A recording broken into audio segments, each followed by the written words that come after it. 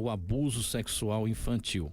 Nós vamos conversar um pouquinho sobre esse assunto, que é muito interessante, muito importante para a sociedade. Nós vamos conversar agora com Roberta Alícia, que é perita do ITEP, e também a psicóloga Débora Leite. Estão aqui conosco, né? São as convidadas de hoje do Jornal das 6. Roberta, obrigado, hein? Boa noite, seja bem-vinda aqui para a gente fazer essa discussão, né? Boa noite a todos os ouvintes aqui da 95 FM. Na realidade, a gente está aqui para divulgar essa operação Caminhos Seguros, que é uma operação que acontece a nível nacional, como você bem falou, e ela vai ser uma operação que vai ter ações educativas, ações preventivas, mas também ações de coibir esses crimes que acontecem em todo o Brasil. O ITEP, no caso, vai entrar nessas ações educativas e preventivas, onde nós fizemos uma programação até o dia 20 de maio, não só aqui em Mossoró, mas em todas as regionais que o ITEP tem localizado, né? E essa programação será feita durante todo esse mês de maio. Certo, até o dia 20. Até o dia 20. Isso em nível nacional.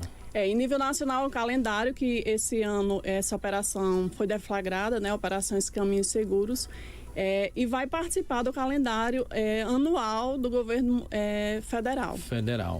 Ô Roberta Alícia, o nosso boa noite também aqui para Débora Leite, que também é do ITEP, ela é psicóloga, também atua diretamente no atendimento às vítimas. Boa noite, Débora, seja bem-vinda aí participar conosco aqui nessa conversa. Olá, boa noite, muito obrigada pelo convite, junto com a Roberta, é um prazer estar aqui, boa noite a todos os ouvintes também. Roberta Alícia, quais são os números do abuso sexual aqui em Mossoró, segundo o ITEP, segundo o que vocês acompanham, para a gente começar? Bom, infelizmente a gente ainda tem muita subnotificação, né? Porque esse que não tipo é de registrado. crime, isso, que não é registrado. Esse tipo de crime geralmente acontece no seio familiar, ou então de parentes próximos, e assim, o que torna ele um pouco mais velado, mais escondido, mais subnotificado. Mas até agora, o fim do mês de abril, nós tivemos 20 atendimentos, né, a crianças e adolescentes com suspeita de abuso sexual, né? Só no mês de abril? Não, de janeiro até abril. Sim, 20. E o ano passado a gente teve 107 exames, né, médico-legais de conjunção carnal. Olha só. Dentre eles, a maioria era crianças até 12 anos de idade. Até 12 anos, quer dizer, 107 casos. Isso, ano passado. É muito grave, né, Roberta? Muito. Essa incidência e só cresce, me parece, só cresce. E assim, a gente vem no encontro, a operação vem nesse encontro, né? De coibir. Exatamente, vem diante de tantos números, né, no Brasil inteiro, né, em outras regiões, o Ministério da Justiça e Segurança Pública deflagrou essa operação. De forma conjunta com os demais órgãos, tanto Polícia Civil quanto Polícia Militar, Corpo de Bombeiros, e nós recebemos os casos, né, pela delegacia. Nós, para fazermos os exames, né, de corpo de delito, nós recebemos as vítimas, né, elas vêm com a requisição do delegado, e quando as vítimas elas chegam ao ITEP, elas são atendidas por mim e pela assistente social, né, que nós fazemos parte do setor de acolhimento psicossocial.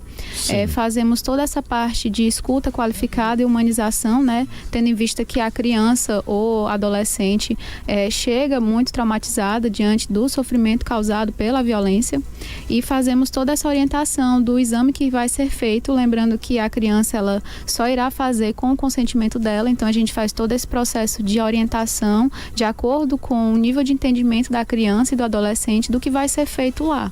Até porque a criança ela está passando por um processo de sofrimento e precisa entender o que é que vai acontecer, né, naquele momento, que é muito importante, porque nós podemos inclusive elaborar, né, o laudo como prova técnica para poder explicar a situação, né, da violência ou não ocorrida ali.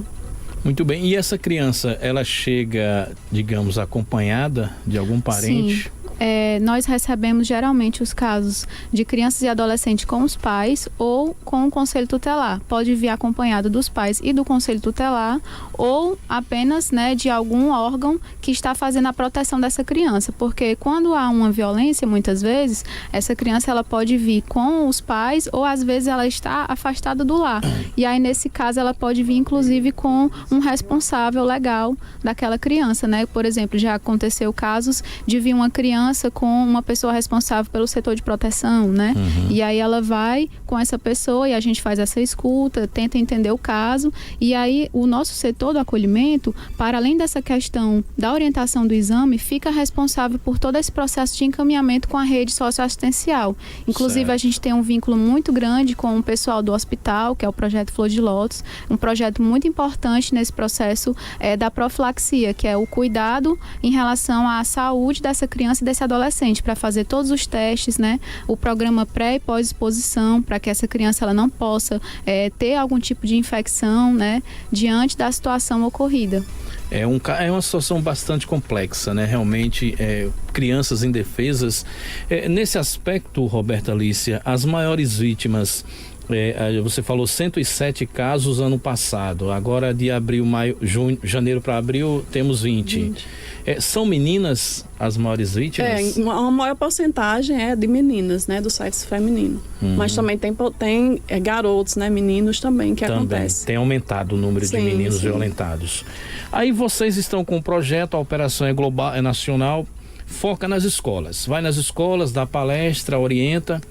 E o papel da família nesse íntere também? Porque a gente vê também aqui, as estatísticas mostram que na maioria dos casos, vocês podem me corrigir, o abusador está dentro da família também. A família fica num papel secundário nesse aspecto? O foco é na escola transmitir esse conhecimento? Queria que vocês falassem um pouquinho, o que vocês pensam, como é que é a orientação nesse sentido? Em relação a essa questão, a família, ela é o seio familiar é o primeiro local de socialização da criança, né? Então é o primeiro lugar em que ela vai se desenvolver como um indivíduo, né? Então é importante... Tomar suas referências, isso, né? Então é importante que essa família busque estar muito próxima dessa criança, desse adolescente, primeiramente para entender como essa criança, como esse adolescente, ele age, né? Para além desse espaço familiar, porque, por exemplo, na escola é um momento que ele vai socializar com outras pessoas, ele vai passar boa parte da sua vida ali, né? Sim. E quando essa criança ou esse adolescente começa a apresentar alguns sinais de mudança de comportamento, né? A gente observa, por exemplo, uma criança que antes ela era mais expansiva, mais sociável, fica mais retraída, tem ela uma dificuldade, tem uma dificuldade de ir para a escola, né? Quando fala que vai para a escola, ela já tem um certo receio, ou então não para a escola, mas para um espaço que possivelmente possa estar havendo algum sinal ali, né, de violência. É importante que esses pais eles estejam cada vez mais presentes na criação dessa criança para entender esses sinais, né? Eu diria que o papel da família é primordial, né? E junto com a escola vão construir esse processo de proteção, né, dessa criança e desse adolescente. Então, não seria uma substituição da família para a escola, mas sim um papel que seja junto, em que a família e a escola vão atuar para buscar a proteção dessa criança e desse adolescente. Muito bem, um papel integrado, né? Isso, um papel integrado. Roberta, e aí dentro da escola, a programação, como é que é? Vocês vão lá, dão palestra, agenda, como é que faz? A programação que a gente pensou para esse ano, né, foi justamente panfletagem e abordagem em algumas áreas, como, por exemplo, já vai ser no Partage Shopping, na Praça de Convivência, e palestra em algumas escolas, né? Também Débora e os outros psicólogos do Instituto, eles vão se juntar com o pessoal do município de Mossoró e agregar também nas ações do município que já estão programadas. Eu queria só falar aqui para vocês que estão ouvindo, né? Em caso de abuso, existe um número que é o Disque 100, que vocês devem acionar, ou então acionar o Conselho Tutelar da cidade, ou então até procurar uma delegacia.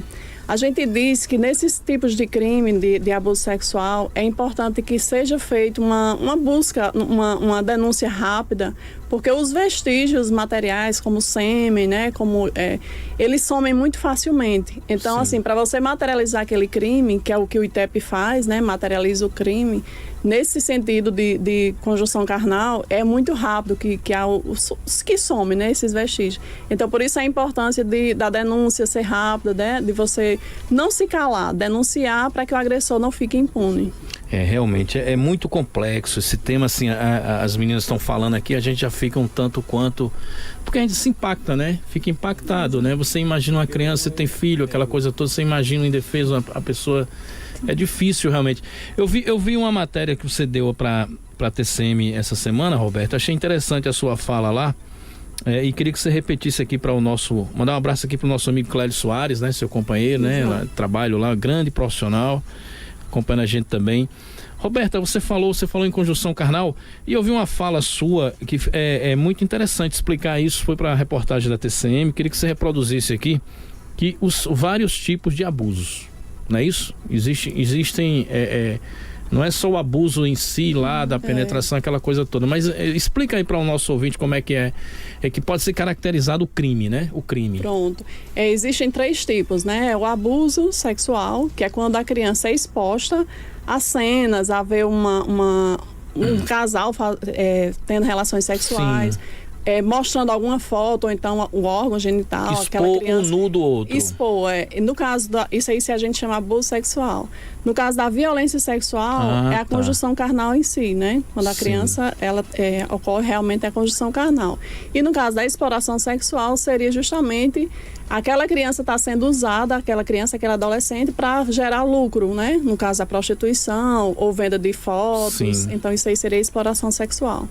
Muito bem. Tem uma curiosidade sobre Débora. essa questão da exploração que a Roberta estava falando, Sim. que ela não envolve só a questão financeira, né? Existem algumas classes, assim, né, de pessoas que podem estar ali próxima daquela criança, daquele adolescente e tentar ajudar dando algum presente, dando alguma coisa para aquela criança, e aí ela pode, nesse processo, estar explorando essa criança. Não necessariamente vai haver um dinheiro ali, né, uma questão financeira, mas um presente, de alguma forma, também pode ser visto como um tipo de exploração sexual. Muito bem. Débora Leite, e quais são os desdobramentos para a vida adulta, psicológicos, para uma pessoa, uma criança que foi abusada ou um adulto que foi abusado? Quais os desdobramentos que isso acarreta? Como eu estava dizendo antes, quando a criança ela já vai mudando o comportamento, a gente já vê sinais de como essa violência ela está causando efeitos no psicológico dela. Sim. Mas a longo prazo, quando a gente vê a questão psicológica no adulto, né, que sofreu algum tipo de violência, a gente tem desde casos de depressão, ansiedade, até mesmo casos de fobia social, casos de dificuldade de relacionamento, né, e até mesmo gravidez indesejada por conta da situação ocorrida, né? Ou situações que podem provocar até mesmo comportamentos autolesivos, né? A gente vê muito casos de comportamentos autolesivos, né? Ou a mesma tentativa de suicídio, que podem ter correlação com situações de abuso sofridos na infância e na adolescência. E por isso é tão importante a gente trabalhar esse tema, falar sobre ele e principalmente atuar de forma preventiva para evitar que essas pessoas elas possam ter situações mais complexas no futuro, né? Se não tratadas, se não de alguma forma trabalhadas. Cria-se uma patologia psicológica, né? Sim. A ser tratada. Queria que você me falasse qual é a implicação, a influência desse mundo que a gente vive hoje, o mundo moderno da internet, das redes sociais. Qual a implicação das redes sociais, da internet, nessa questão do abuso? Pronto, essa questão é algo que ela abrange vários setores, né? Se a gente for parar para pensar, isso repercute até mesmo em o que a gente vê o termo adultização das crianças, que é o quê? Essa entrada das crianças cada vez mais cedo nas redes sociais, como Instagram, TikTok, a gente vê que existem vários conteúdos ali. E são conteúdos que não têm uma certa divisão de faixa etária, né? São livres de acesso. Isso. E aí, quando uma criança ou adolescente tem acesso a esses conteúdos que não são monitorados pelos pais, né? Sem esse acompanhamento, essa criança ela vai sendo exposta a cenas, a conteúdos que talvez não fossem adequados para aquela faixa etária que ela tem. Então, isso pode repercutir, por exemplo, um comportamento sexual inadequado. A criança ela pode ter até mesmo um comportamento mais precoce do que ela teria para a idade dela, por ela já estar tendo contato com certos conteúdos que talvez não fosse indicado que ela tivesse, né? Sim. Então esse fácil acesso das redes vai sociais... formando a personalidade, distorcendo, isso, né? De forma precoce. Exatamente. Né? De forma precoce.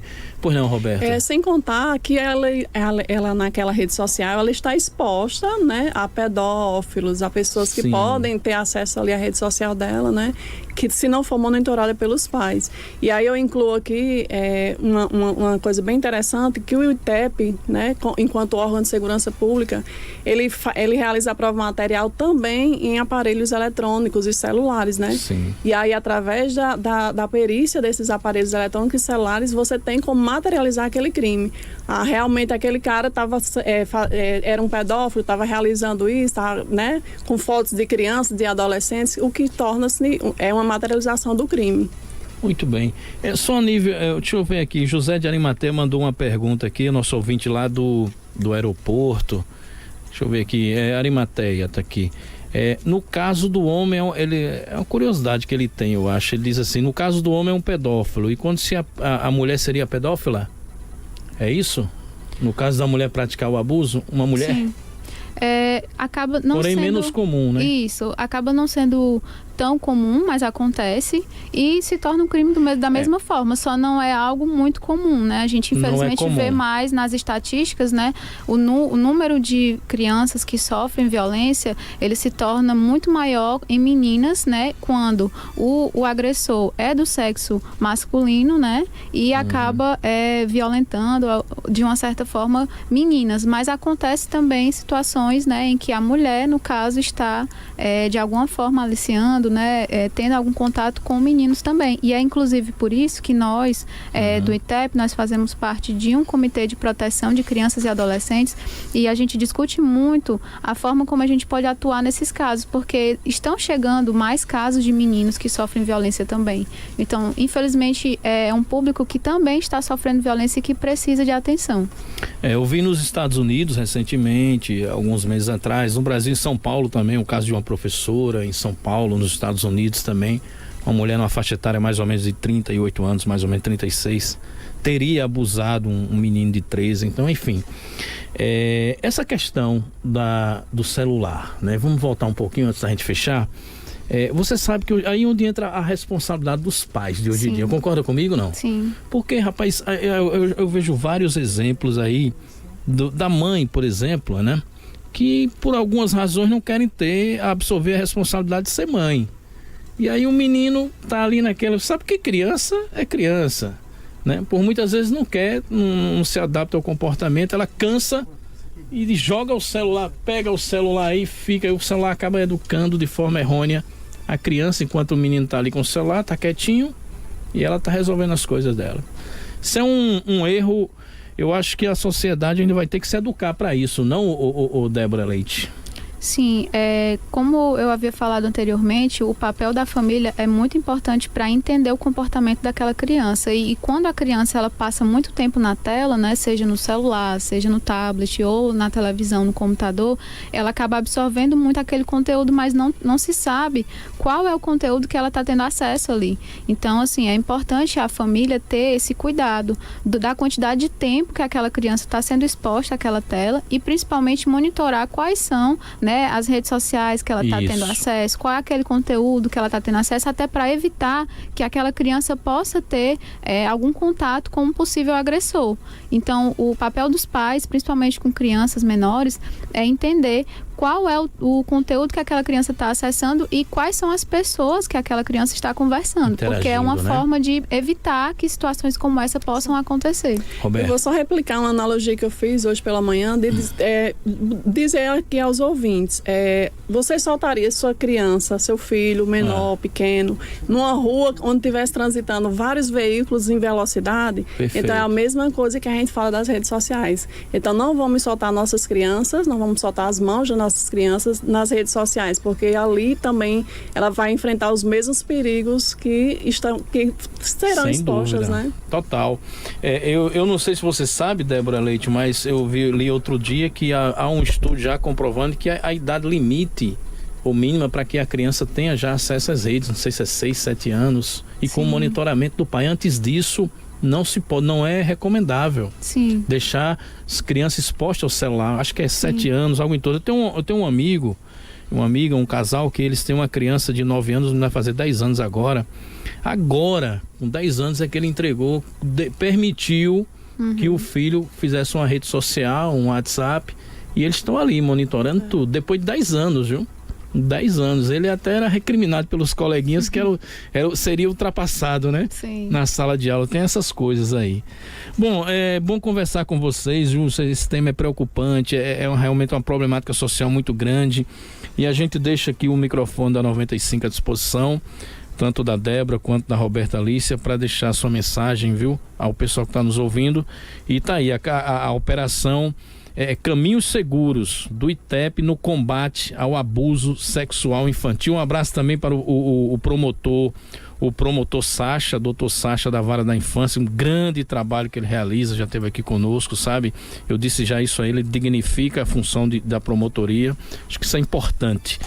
Roberta Alícia, obrigado pela participação, fica à vontade para mais algum esclarecimento. Obrigada pelo espaço, né? E eu dizia às pessoas, né, que essa operação Caminhos Seguros é o desejo de pais, e nós enquanto pais, e nós enquanto sociedade, que nossos adolescentes e nossas crianças caminhem realmente por caminhos seguros, né?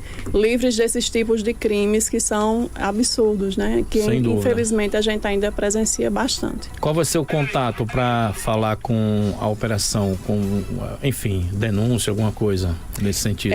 Na realidade, o ITEP ele vai ficar só na parte de educativa e preventiva, né? A questão continua sendo a polícia militar, né? A polícia civil, em caso de alguma denúncia, e o Disque 100, como eu falei. E nós temos os órgãos também do Conselho Tutelar, né? Que são órgãos protetivos que vão estar atuando conjuntamente nessa forma de proteção, de garantia dos direitos das crianças e dos adolescentes, né? Certo. Gostaria de agradecer o espaço, né? Aqui, e dizer que a todos os ouvintes que é muito importante a gente falar sobre esse tema.